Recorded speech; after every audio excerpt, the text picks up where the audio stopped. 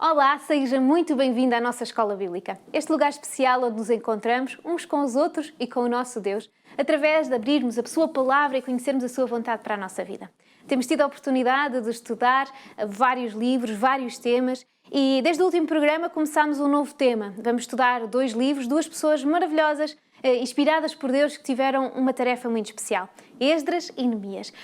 No último programa tivemos a oportunidade então de saber mais quem era Esdras e hoje vamos saber quem é Neemias e qual foi o plano que Deus teve para Neemias. Mas não vamos fazê-lo sozinho, temos sempre um convidado connosco. Hoje o nosso convidado é o pastor António Marim. Seja bem-vindo. Muito obrigado, também é uma grande alegria estar aqui e aproveito esta ocasião para saudar quem nos está a seguir. E vamos desde já começar a desenvolver este tema, porque sem dúvida estão com vontade e ansiosos para saber e para conhecer melhor. Pastor Amorim, qual é que é o sumário de hoje? Neemias foi designado para dirigir a reconstrução dos muros de Jerusalém em tempos muito difíceis. Os muros protegem e guardam uma cidade e, consequentemente, os indivíduos e as famílias que habitam no seu interior. A confiança em Deus, a colaboração mútua e a determinação são essenciais para reconstruir relacionamentos e reforçar laços familiares, sociais ou eclesiásticos. Coisas que todos nós queremos na nossa vida e por isso vamos aprender com a Bíblia. E porque vamos aprender com a Bíblia, não podemos deixar de fazê-lo sem abrir as nossas Bíblias. Hoje, como o tema está centrado no livro de Neemias, vamos abrir a nossa Bíblia em Neemias, vamos fazê-lo no capítulo 2, do versículo 17 ao versículo 20. Então, se tiver a sua Bíblia consigo, aconselho a abrir. Se não tiver, acompanhe-nos através do nosso quadro. Vamos, através do nosso quadro, então, poder compreender aquilo que Neemias, ou ler aquilo que Neemias nos traz no seu capítulo 2, no versículo 17 ao versículo 20. E diz-nos o seguinte: Então lhes disse, estáis vendo a miséria em que estamos? Jerusalém assolada e as suas portas queimadas? Vinde, pois, reedifiquemos os muros de Jerusalém e deixemos de ser opróbrio. E lhes declarei como a boa mão do meu Deus estivera comigo e como também as palavras que o rei lhes falara. Então disseram, disponhamo-nos e edifiquemos. E fortaleceram as mãos para a boa obra. Este é um texto que nós temos a possibilidade de compreender que ele tem um papel fundamental para levar as pessoas à ação, não é? Mas antes de chegarmos a este ponto do texto, antes de podermos desenvolver este texto em si, se calhar é importante nós apresentarmos Neemias a quem não o conhece. Quem é que era Neemias? Nós vimos no último programa que Neemias foi companheiro de Esdras numa grande e importante obra de reconstrução. Reconstrução da cidade de Jerusalém, do templo, com todos os seus edifícios, com as estruturas e, digamos, também as infraestruturas relacionadas com a administração, com o governo, com a justiça. E por isso, os dois, eles tiveram um papel fundamental na direção de todo o povo para que se conseguisse realizar aquela obra. Esdras, ele era um escriba, sacerdote e, portanto, ele ocupou-se mais das questões eclesiásticas relacionadas com o templo, embora ele também tivesse recebido instruções e tivesse sido responsabilizado para colaborar e para orientar a reconstrução de todos estes sistemas necessários para o bom funcionamento de uma cidade e de uma nação. E Neemias, ele era o copeiro do rei. Nós usamos esta expressão, era leigo, porque não era sacerdote, e juntos eles organizaram-se para poder vencer os obstáculos e ao mesmo tempo motivar a população para este trabalho. Neemias ocupou-se mais da reconstrução das muralhas, que eram importantes para proteger a cidade e para assegurar uma autonomia política e também administrativa. Ou seja, ele vai ter um papel diferente daquele que tem Esdras, mas também tão fundamental quanto é Esdras, porque a cidade precisava ser reconstruída e ele fazia parte desta reconstrução. Mas Neemias é alguém que vai com uma atitude muito especial. Ele, perante a crise, vai ter uma atitude, uma forma de estar, de se apresentar, que vai ser essencial para superar essa crise. Como é que é a atitude de Neemias perante o grande problema em que se encontravam? Vimos também no último programa que até Esdras tinha havido 2 fases relacionados com as autorizações governamentais para a organização e, como consequência, a realização daquele projeto de reconstrução. Esdras, ele acompanhou cerca de 5.000 a 6.000 pessoas nessa segunda vaga. Exato. E com Esdras e Zorobabel houve ali um momento importante para reconstruir o templo. Mas, infelizmente, com todos os obstáculos que foram sentidos, essa vontade e essa motivação da parte das pessoas, da parte do povo, ela esmoreceu e esta obra não foi concluída. Quer dizer, o templo praticamente que estava terminado, mas a continuidade do projeto, no que diz respeito à reconstrução das muralhas, no que dizia respeito à reconstrução dos palácios e de todas as infraestruturas necessárias para o bom funcionamento da cidade, não foram reconstruídas e não foram terminadas. Então, Neemias, que permanecia ainda em Babilónia, ele recebeu informações que o povo que ali estava agora, em Jerusalém, estava numa situação muito precária, porque a cidade não estava organizada. E isso fazia com que as próprias populações vizinhas ridicularizassem e o povo que ali estava, em Jerusalém, estava de tal maneira desanimado que era motivo de chacota da parte dos habitantes vizinhos. O próprio Deus, não é? Se o povo de Deus estava a ser sobre o chacota, o próprio Deus estava a ser mal visto através daquela ação. Também era visto desta maneira, porque cada povo tinha o seu Deus e Exato. Um povo vencido representava um Deus vencido. E perante esta dificuldade, o livro de Neemias, no capítulo 1, a partir do versículo 3, nós vemos que quando Neemias ele recebeu estas informações, versículo 4, ele sentou-se, chorou e jejuou, orou perante Deus. Ele buscou Deus em primeiro lugar.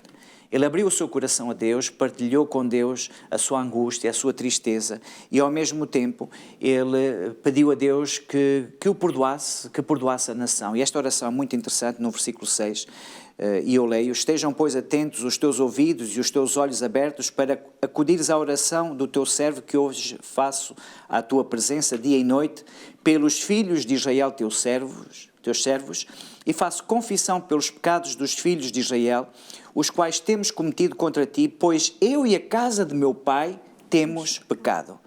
Portanto, Neemias tem uma atitude de se aproximar de Deus, reconhece os pecados, em primeiro lugar, da nação em geral,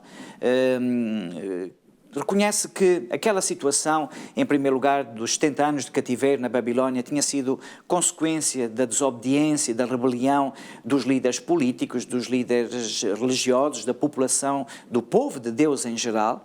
E agora, perante as dificuldades, ele pede perdão. Mas é interessante que Neemias não se isola. Quando ele está a pedir perdão a Deus, está a confessar, ele não se põe à parte, olhando para os líderes da igreja, os líderes da nação e, de alguma maneira, falando com Deus, porque ele tem uma relação forte com Deus e apresentando ali os culpados daquela situação, aqueles reis, aqueles governadores, aqueles sacerdotes que são culpados daquela situação.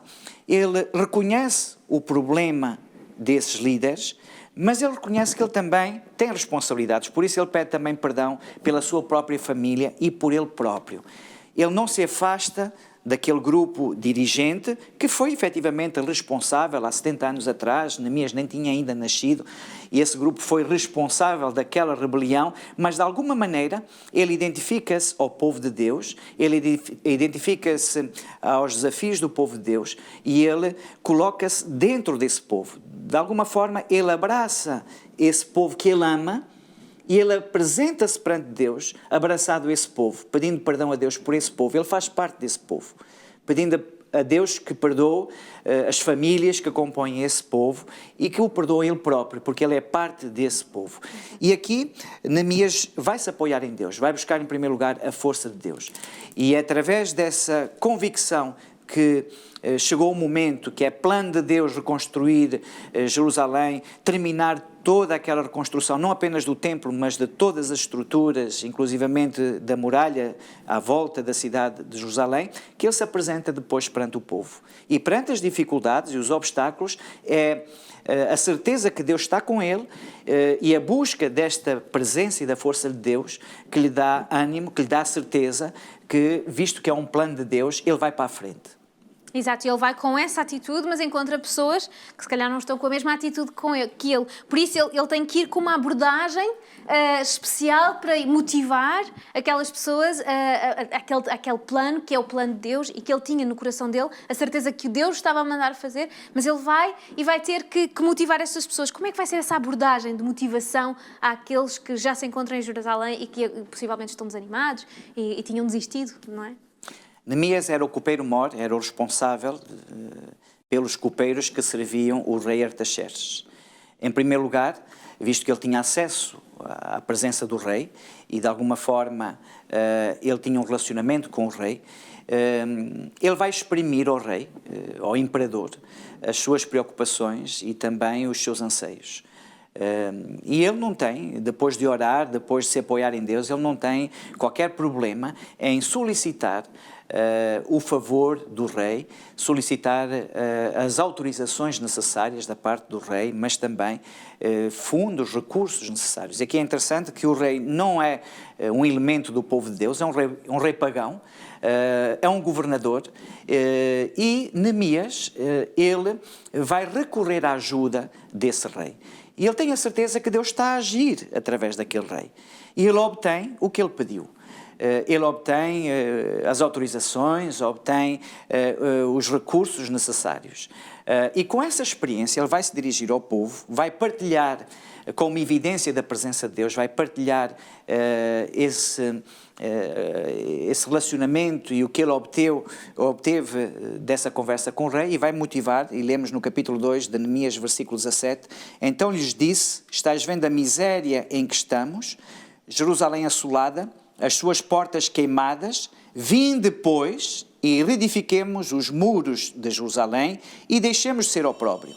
E lhes declarei como a boa mão do meu Deus estivera comigo e também as palavras que o rei me falara. Então disseram, disponhamo-nos, edifiquemos e fortaleceram as mãos para a boa obra.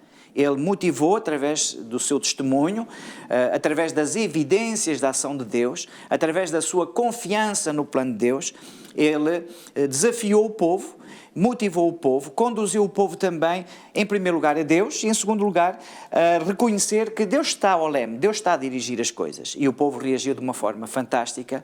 E o capítulo 3, nós vemos que aqueles que voltaram para Jerusalém, família a família, estão aqui nomes de líderes de famílias, e vemos aqui famílias unidas umas às outras, homens, mulheres, crianças, sacerdotes, leigos, todas as pessoas unidas no mesmo propósito, no propósito de cumprir aquela missão que eles consideravam que era uma missão dada por Deus. Para existir sucesso e para esta operação ter sucesso, houveram condições que tiveram que ser tidas em conta. Quais foram as condições essenciais para que este plano pudesse ser levado a cabo? Em primeiro lugar, nós vimos que Neemias e o povo, eles apoiaram-se em Deus. Vamos consagrar uma lição especial para analisarmos como estes líderes enfrentaram os obstáculos, a oposição, uma lição fundamental, mas nós vamos ver que em todos os momentos o povo e os seus líderes, neste caso Neemias e Esdras, eles apoiavam-se em Deus. Era aí que eles iam buscar a força, a inspiração, a motivação. E esta é a primeira condição. Quando nós temos um problema, quando nós temos um empreendimento na nossa vida, apoiarmos em Deus, buscarmos entender qual é a vontade de Deus, apoiarmos nas promessas de Deus e agirmos agora com a certeza que Deus está connosco. Em segundo lugar, e o livro de Neemias também nos mostra, particularmente no capítulo 6, no versículo 3 e versículo 9, que perante a oposição, perante as dificuldades, neste caso Neemias, ele não parou, não deixou o povo parar, ele encontrou soluções, mas manteve a unidade do povo. e fez tudo para que o povo estivesse concentrado naquela missão, não desistisse daquela missão. Este é o segundo ponto, determinação. Determinação nessa unidade. E é claro que perante todos esses desafios eles podiam parar, podiam distrair-se para resolver outros problemas, mas enquanto estavam a resolver outros problemas, eles não pararam com aquela obra, eles não se afastaram daquela missão, do objetivo daquela missão.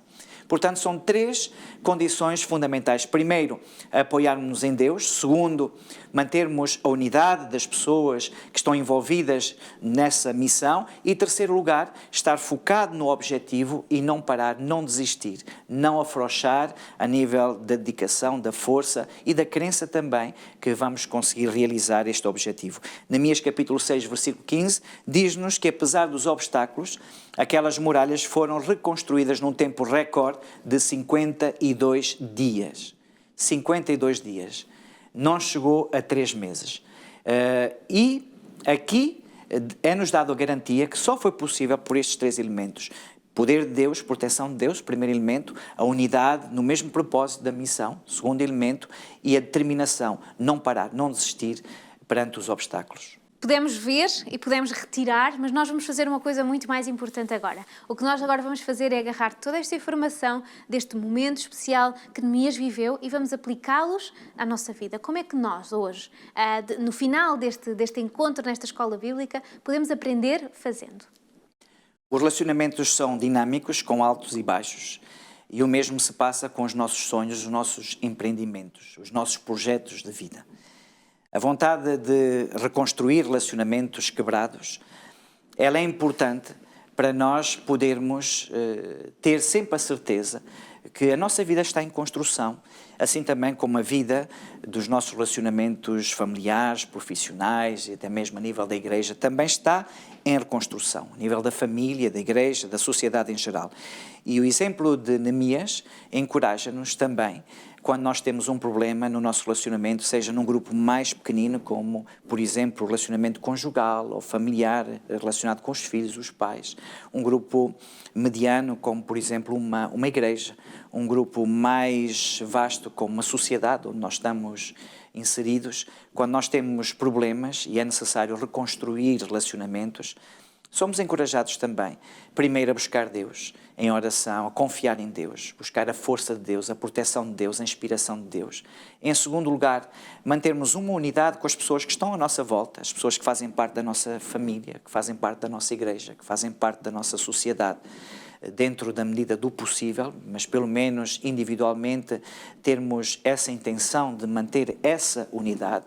E não nos afastarmos dos objetivos, não nos afastarmos da missão, a missão de restaurar um relacionamento, a missão de reconstruir laços quebrados num grupo, não nos afastarmos do objetivo, não nos distrairmos nem pararmos perante os obstáculos do objetivo dessa missão que nós acreditamos que é uma missão dada por Deus para nós ajudarmos outros a serem felizes, para nós ajudarmos na salvação de outros e ao mesmo tempo, ao fazê-lo, nós estamos também a colaborar na nossa própria felicidade e na nossa própria salvação.